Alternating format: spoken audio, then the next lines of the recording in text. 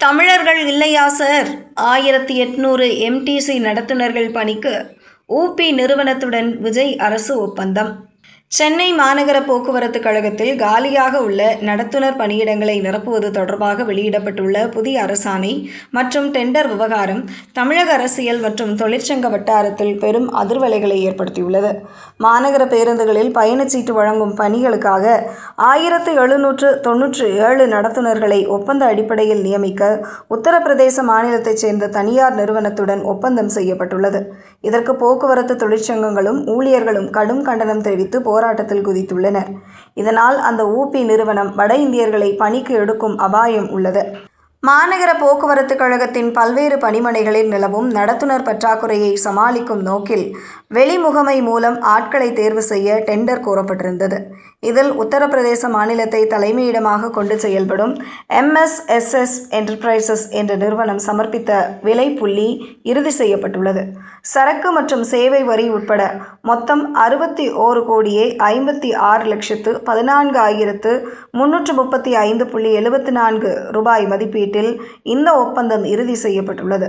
இதன் மூலம் 1797 பணியாளர்கள் சென்னை முழுவதும் உள்ள பல்வேறு மண்டல பணிமனைகளில் தினசரி அடிப்படையில் பணியமர்த்தப்பட உள்ளனர். வெளியிடப்பட்டுள்ள பணி ஒதுக்கீட்டு விபரங்களின்படி சென்னையில் உள்ள முக்கிய 4 மண்டல பணிமனைகளுக்கு தேவையான மனிதவளம் மற்றும் அடிப்படை ஊதிய கட்டமைப்பு வரையறுக்கப்பட்டுள்ளது. அடையாறு மண்டலம் தினசரி 350 பணியாளர்கள் தேவைப்படுகின்றனர். ஒரு நபருக்கான அடிப்படை வீதம் 27,679 நிர்ணயிக்கப்பட்டுள்ளது.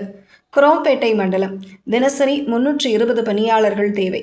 அடிப்படை வீதம் 27,679 மற்றும் 18% GST.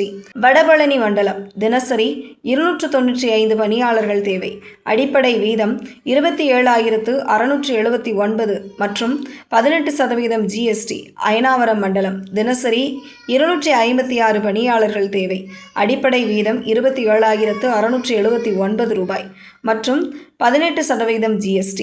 இதன் மூலம் ஒரு பணியாளருக்கு நிர்ணயிக்கப்பட்ட அடிப்படை தொகைக்கு மேல் 18% GST இணைக்கப்பட்டு நிறுவனத்திற்கு தொகை வழங்கப்படும். இந்த நடவடிக்கைக்கு அரசு போக்குவரத்து கழக தொழிலாளர் சங்கங்கள் கடுமையான எதிர்ப்பை பதிவு செய்துள்ளன. பல ஆண்டுகளாக அரசு போக்குவரத்து கழகங்களில் பல்லாயிரக்கணக்கான பணியிடங்கள் காலியாக உள்ள நிலையில் லட்சக்கணக்கான தமிழக இளைஞர்கள் வேலைவாய்ப்பு அலுவலகங்களில் பதிவு செய்துவிட்டு பணிக்காக காத்திருக்கின்றனர். அத்தகைய சூழலில் அரசு நிரந்தர பணியிடங்களை உருவாக்காமல் தனியார் மயமாக்கல் மற்றும் ஒப்பந்த முறைக்கு வழிவகுப்பது பொதுத்துறை நிறுவனங்களின் பாதுகாப்பை கேள்விக்குறியாக்கும் என தொழிற்சங்கங்கள் சுட்டிக்காட்டுகின்றன. குறிப்பாக உத்தரப்பிரதேசத்தைச் சேர்ந்த நிறுவனத்திற்கு டெண்டர் ஒதுக்கப்பட்டிருப்பதன் மூலம் உள்ளூர் இளைஞர்களுக்கான வேலைவாய்ப்பு பறிக்கப்பட்டு வடமாநில தொழிலாளர்கள் அதிக அளவில் பணியமர்த்தப்பட வாய்ப்புள்ளதாக அச்சம் தெரிவிக்கப்பட்டுள்ளது. மாநகர பேருந்துகளில் தினசரி லட்சக்கணக்கான பொதுமக்கள், மாணவர்கள், பெண்கள் மற்றும் முதியவர்கள் பயணிக்கின்றனர். உள்ளூர் நிலவியல், பேருந்து நிறுத்தங்களின் பெயர்கள் மற்றும் தமிழ் மொழி பயன்பாடு மிக அவசியமான ஒன்றாக இருக்கும் நடத்துனர்கள் பணிக்கு வெளிமாநில நிறுவனங்களின் வழியே ஊழியர்கள் நியமிக்கப்பட்டால் பணிகளுடன் தகவல் தொடர்பில் சிக்கல்கள் எழும் என்று சமூக ஆர்வலர்கள் எச்சரிக்கின்றனர். இந்த ஒப்பந்த உத்தரவை உடனடியாக திரும்பப் பெற வேண்டும்.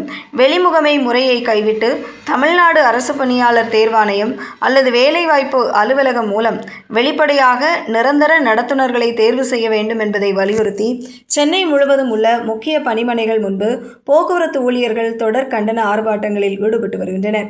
இந்த விவகாரம் அடுத்த கட்டமாக பெரும் அரசியல் விவாதமாக உருவெடுத்துள்ளது.